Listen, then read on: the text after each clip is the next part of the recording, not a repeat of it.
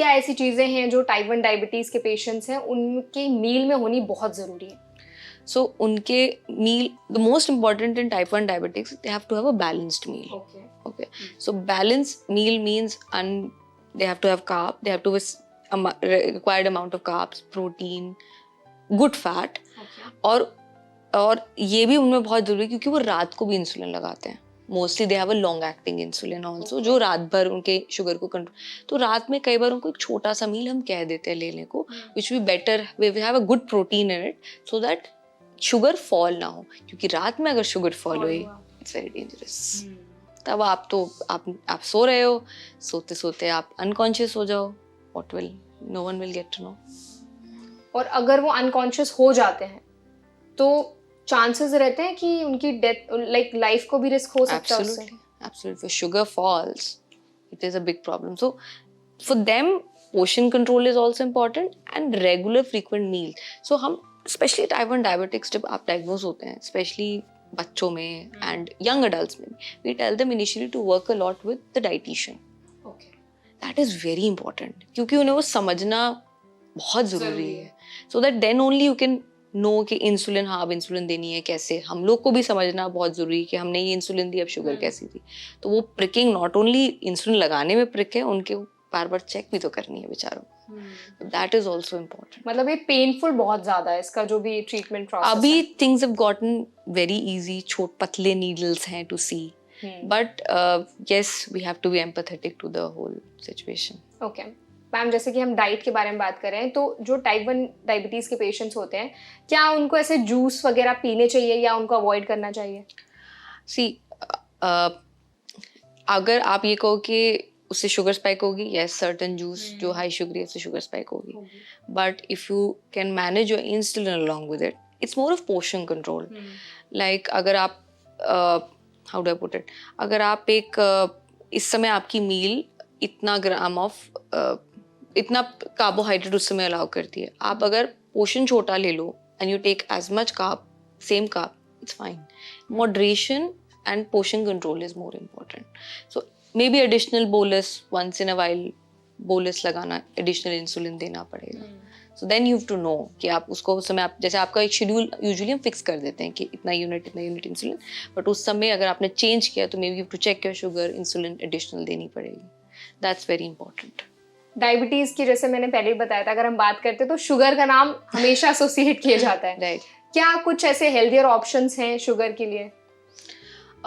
So overall उनको sugar चाहे type 1 और टाइप 2 हम मना ही करते हैं. जो स्वीटनर्स हैं, अगर आप ये सोचो कि मेरे को केक खाना है और मेरे को डेली केक का एक स्लाइस चाहिए और मैं आर्टिफिशियल स्वीटनर डाल लूँ और मैं वही खाता रहूँ, that will not be right. You have to cut down.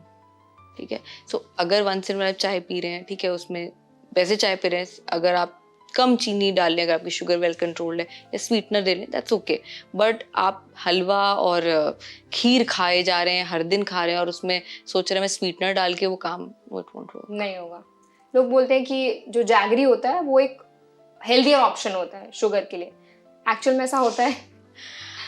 Again I am saying, उसको ना लोग सोचते हैं कि जैसे खांड भी बहुत लोग बोलते हैं. खांड भी. सो you have to, it's a form of sugar only, maybe it might not be refined sugar but it is a form of sugar.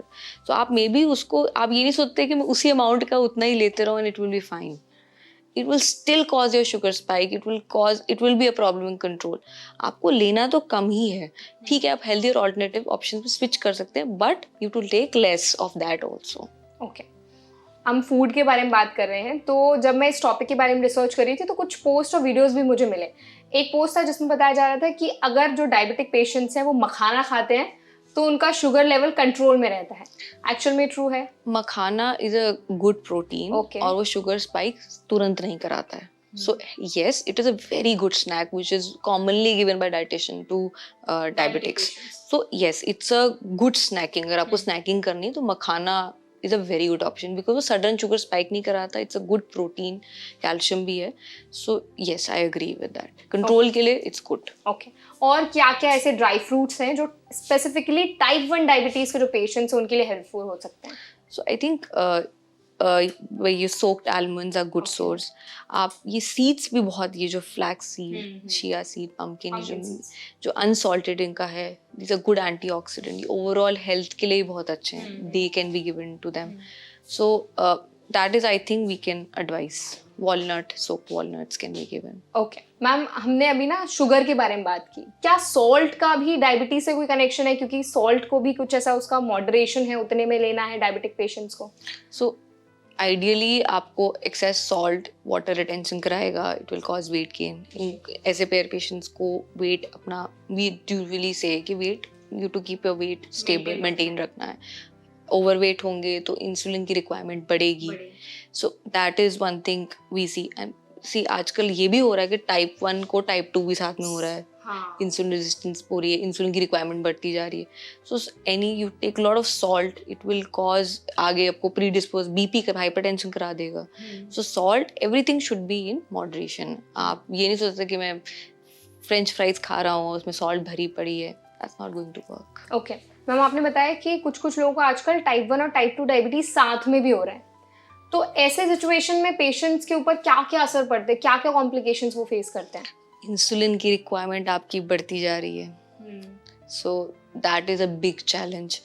और अगर आपकी इंसुलिन रिक्वायरमेंट बढ़ेगी, सो शुगर कंट्रोल बेकार, ऑब्वियसली ख़राब है. आपको कॉम्प्लिकेशंस होने का रिस्क बढ़ेगा. किडनी इफेक्ट हो सकती है, हार्ट इफेक्ट हो सकता है, आपको न्यूरोपैथी, जो बात पहले की है, वो हो सकती है. सो it will put you at a risk of complications of diabetes, which can be dangerous and life threatening also. Ma'am, अभी हमने डाइट को बहुत अच्छे से समझा है. आपने बताया कि जो टाइप 1 डायबिटिक पेशेंट्स होते हैं उनको खाने में क्या चीज़ें जो शामिल करनी है, क्या चीज़ें जिनको अवॉइड करना है. We also discuss about the juices कि उनको वो लेने चाहिए नहीं लेने चाहिए. अब हम थोड़ा डाइट स्पेसिफिक बात करते हैं. जैसे आजकल ना इंटरमिटेंट फास्टिंग, कीटो डाइट, ये ज़्यादा चीज़ें बहुत लोग करते हैं. तो इंटरमिटेंट फास्टिंग का टाइप 1 डायबिटीज़ के जो पेशेंट्स हैं उनके लिए क्या रोल है, क्या फ़ायदा दे सकता है उनको? सो आइडियली हम एडवाइस नहीं करते हैं, because they have to take insulin. It might turn out to be difficult because उनकी विंडो ऑफ फास्टिंग बहुत लंबी होती है. So there is a risk of sugars falling significantly. So अगर आइडियल सिचुएशन हम उनको नहीं बोलते हैं. We encourage them to have balance diet. पूरे दिन भर जो नॉर्मल डाइट रहती है उसी पे इंकरेज करते हैं. Because risk of hypoglycaemia, insulin ली हुई है आपने, तो risk of sugar falling is there. अगर आप उसके बाद नहीं खाते हैं या लंबा गैप उसके बाद हो जाता है, तो शुगर अगर फॉल कर गई, it might turn out to be dangerous. So not really, no. Okay. अगर किसी का शुगर एकदम से फॉल होता है, आपने पहले भी आई थिंक मेंशन किया था कि उनको शुगर के पैकेट्स ऑल द टाइम अपने साथ रखने हैं. अगर किसी का शुगर एकदम से फॉल होता है, उनके पास ना तो उनका जो भी आप बता रहे थे इंसुलिन पंप नहीं है उनके पास सैशेस नहीं है शुगर के, तब वो क्या कर सकते हैं? तब वो सिचुएशन में उनके क्या स्टेप्स होने चाहिए? गॉड, अगर ऐसा कुछ भी नहीं है, so I think if you in market, आप सामने से चॉकलेट खरीद लो. If and eat it immediately. If you sitting in a restaurant, sugar sachet हमेशा होते हैं, शुगर खा लो. आई थिंक आप घर में चीनी सबके ही होती है, तो तुरंत आपको चीनी लेनी है. उसमें और कोई सोल्यूशन इसका है नहीं, क्योंकि शुगर फॉल हुई and if you don't immediately act, it will be a big problem. And if sugar significantly falls, आप बेहोश हो जाएंगे, फिर तो हॉस्पिटल कोई सामने वाला ही आपको. So ask, if you are in a position दैट कुछ होने वाला है and you are not in a position to help yourself, ask for help. Tell people मुझे चीनी ला के दो. And plus your if it's a young child, तो फैमिली आपके साथ जो है, दे शुड बी अवेयर कि हाँ अब ये कुछ डिफरेंट लग रहा है, तो इधर चेक शुगर इमीडिएटली, नहीं कर सकते तो शुगर खिला दो. Let's be safe. ओके, मतलब sugar is the only option. Only option, yes. उसके अलावा और कोई ऑप्शन नहीं है. That is the only option actually. Okay. So अभी तक तो हमने टाइप 1 डायबिटीज को बहुत अच्छे से कवर किया है कि कैसे होता है, डिफरेंस क्या है, causes, symptoms, we have discussed everything. अब हम थोड़ा डायग्नोसिस पार्ट पे डिस्कशन करते हैं. कैसे टाइप 1 डायबिटीज को डायग्नोस किया जाता है? So there are two parts of it in type 1. Okay, so type 1 में one to prove कि type 1 अलग चीज़ है, डायबिटीज़ अलग चीज़ है. डायबिटीज़ को प्रूव करने के लिए we need to look at the sugars.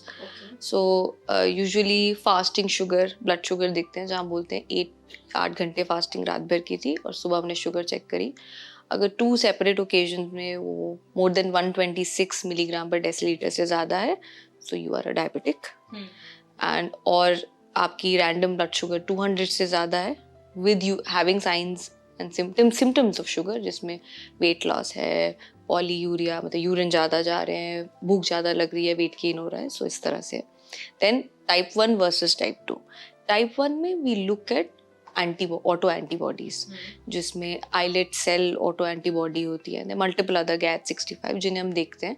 अगर वो antibody present है तो you are a type 1 diabetes mellitus. Then in case there is a third condition, आप diabetic हैं, आपकी antibody negative है.